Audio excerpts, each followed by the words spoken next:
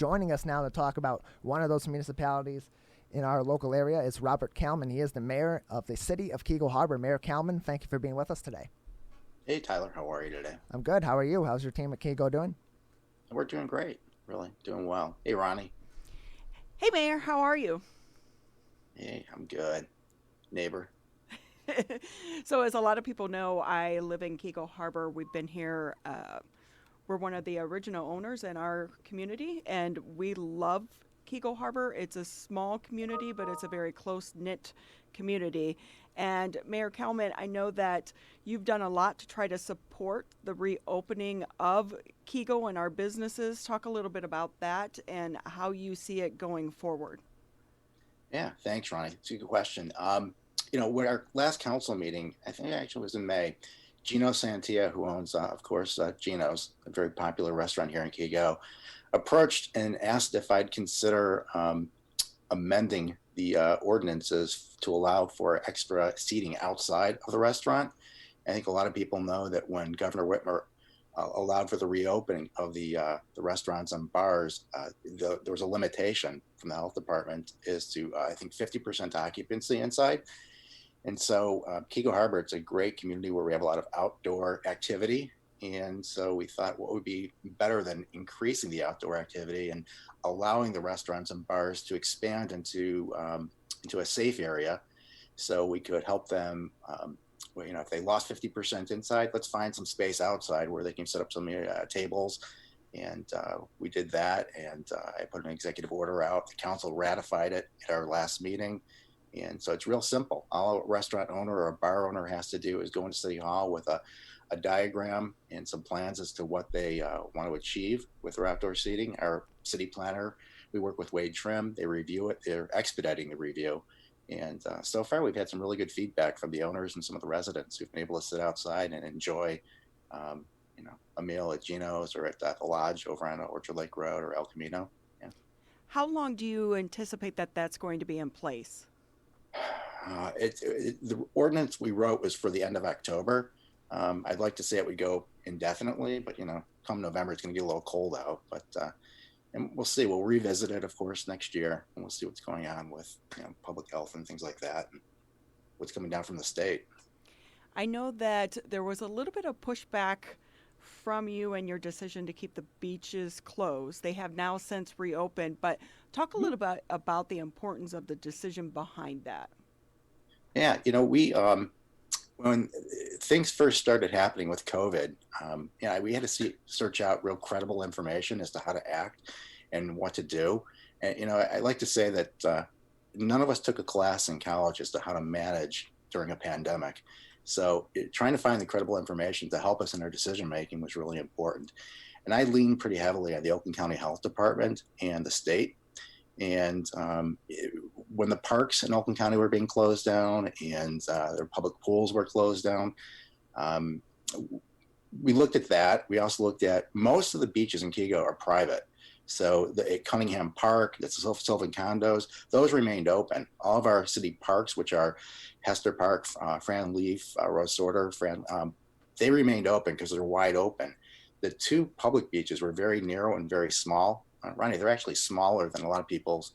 If you haven't seen them, they're smaller than a lot of people's garages in some ways. But what we did, we thought, for public health, if we were overly cautious, we went that route. And then as things started to reopen, we revisited the decision. And once Oakland County opened up their pools, we changed our course and we opened them back up again. Mayor Robert Kalman with us from the City of Keego Harbor on the Oakland County MegaCast. During the pandemic, another big change that's been in place has been to municipal meetings. They've been moved from in-person meetings to virtual meetings. How do these differ, in your opinion, from standard in-person meetings? Do you like them? Do you not like them? Are you indifferent to the situation? Yeah, I have a technology company, and so I'm used to Zoom and WebEx. So for me, it wasn't as big of a change. It didn't take me long to adapt. As some other people. I'm used to the technology. What's interesting, I thought people might be concerned because they wouldn't be able to come to City Hall and engage. The opposite has actually happened, where people are now asking me, once we go back to City Hall with our regular face-to-face in-person meetings, they're asking me to keep the Zoom option available because people sitting at home, when they're watching on Civic Center TV, they might call in with a question, and we answer questions at the end of the meeting. With Zoom, they're able to use a chat feature, or when I ask for public comment, they're able actually to, have dialogue with us. So I've had quite a few people that have stopped me and asked me to continue. It's funny. When I walk my dog in the evening, it's when I get stopped a lot. And people ask questions and they talk about what's going on in the city. I actually enjoy it. It's a fun, it's a small community, and I know most of the neighbors and just tons of people around here. Mayor Kalman, does the dynamic of these virtual meetings change the process of taking action on items? Has the city council had to consider delaying some items until after the pandemic when they can be back in person for a variety of different reasons, or has it really kept things still in the same similar process, just being done virtually? I think it's very similar. Our city attorney, our city manager, the entire council is online with me, and we have good discussions. And so I haven't felt an impact the way some people might have thought. I think it's actually pretty productive. Mayor Robert Kalman with us on the Oakland County Megacast and our family of TV and radio stations all throughout the area. Mayor, we are coming up on a holiday weekend all throughout the local area, the 4th of July weekend coming up, and we've also seen in the last couple weeks some spikes in certain areas with public gatherings and with private gatherings of people, seeing some spikes in COVID-19 cases. Any concerns from the city regarding potential gatherings of people for the 4th of July holiday weekend? Yeah, good question. I'm hopeful that people are going to follow the recommendations that the health department, the CDC, the state health department, Oakland County lays out.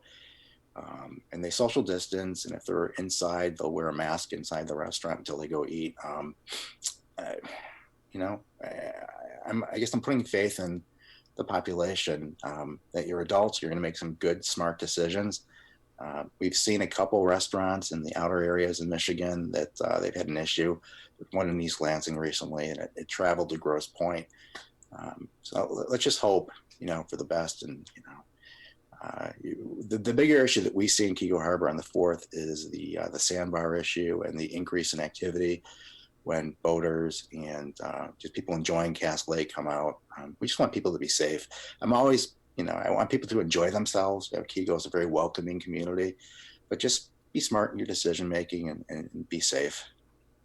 So kind of piggybacking on that, because the lake is so popular for Keego residents and the people enjoying the sandbar, talk a little bit about the water patrols. Those are still going to be out and, on the water, making sure everyone's being safe. Yeah. We have, I think a lot of people know in Keego Harbor, we're a small community, but we have a marine patrol. And, we have a couple officers that patrol the lake.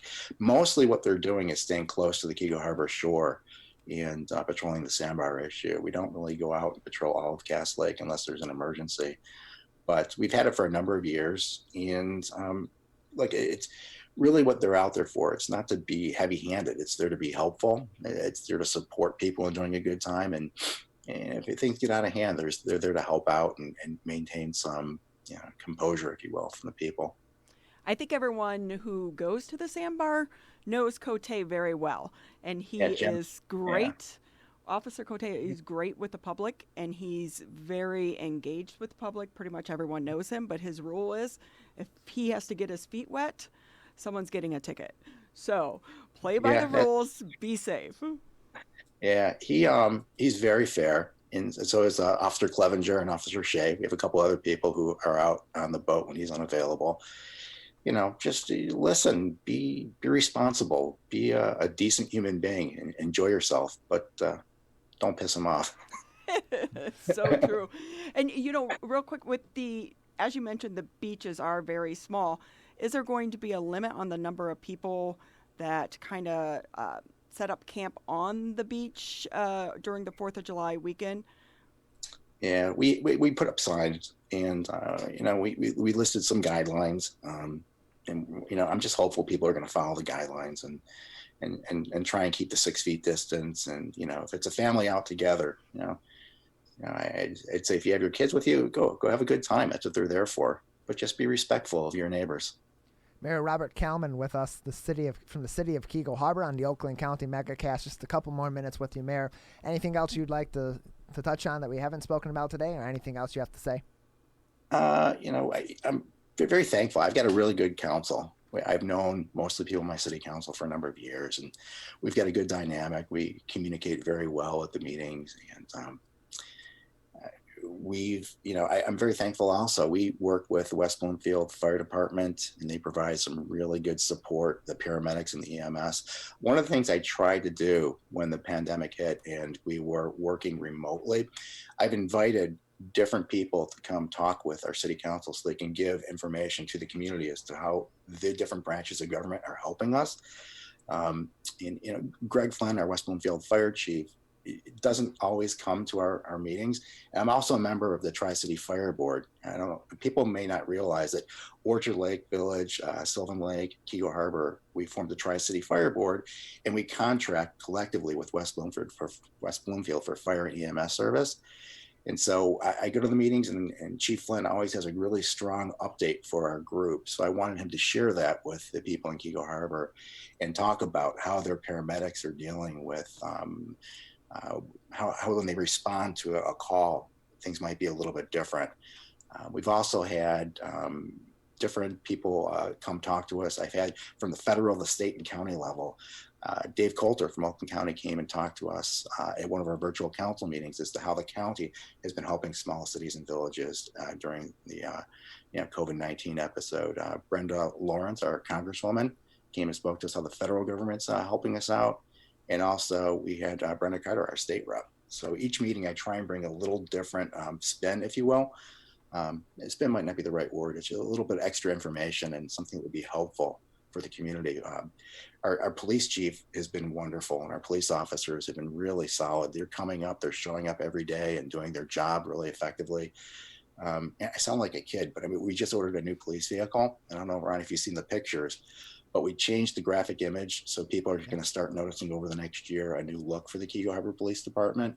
We went from the old black and white kind of vehicle to something with the American flag and a thin blue line. And it's nice. We went to the Ford vehicle. And so anything we can do to help support the police, we've been doing. I enjoy being on the city council. I think we do. I've been doing it for a while, and being the mayor, there's a little bit of extra responsibility. But like I said, I'm fortunate. The city staff has really, really shown up, and they're doing their job, and they're going above and beyond. And it was a little frightening in the beginning when we didn't know what was happening.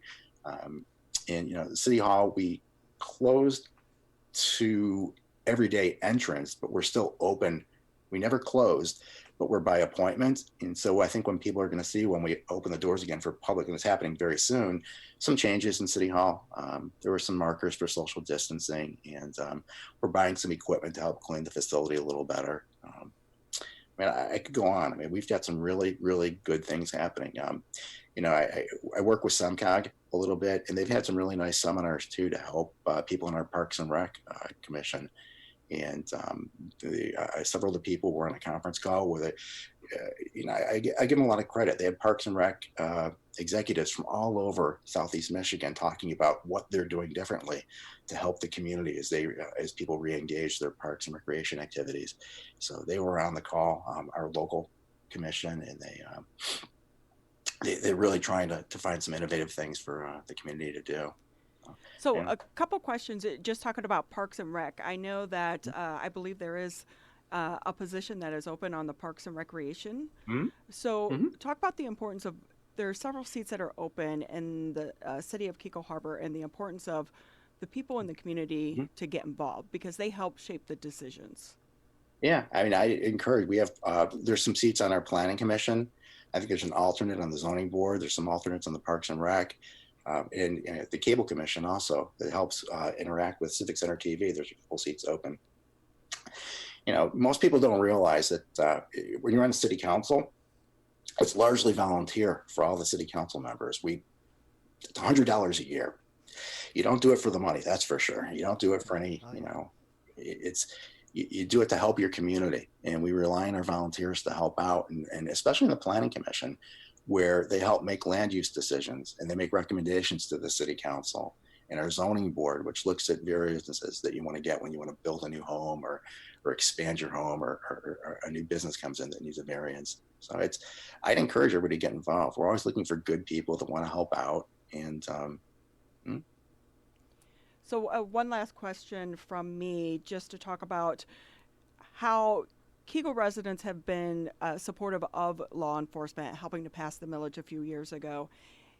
What is your take on this whole movement around defunding the police? Yeah, I've had some good conversations with the officers. We're a small city, so all the officers, I know them and we talk, and we're so fortunate. I mean, our officers really they're good quality people. We're a small city with a very small budget. So I tell you right now, we're not defunding our police departments. That's just it's not happening.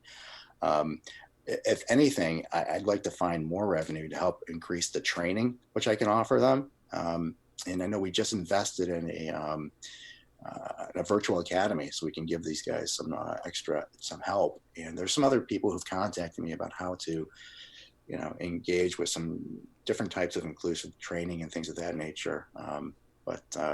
If anything, I'd like to find more money to help increase the training, help increase our equipment level. It's been it's a community policing. We're small. When our officers drive by, a lot of cases, the residents know them by name and our officers know the residents by name.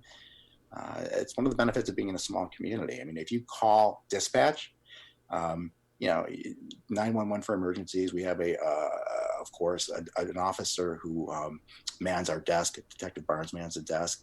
Most of the time, your response is going to be within 30 seconds if you get a call in Keego Harbor. And so, I mean, if anything, I'm looking for ways to be helpful for them.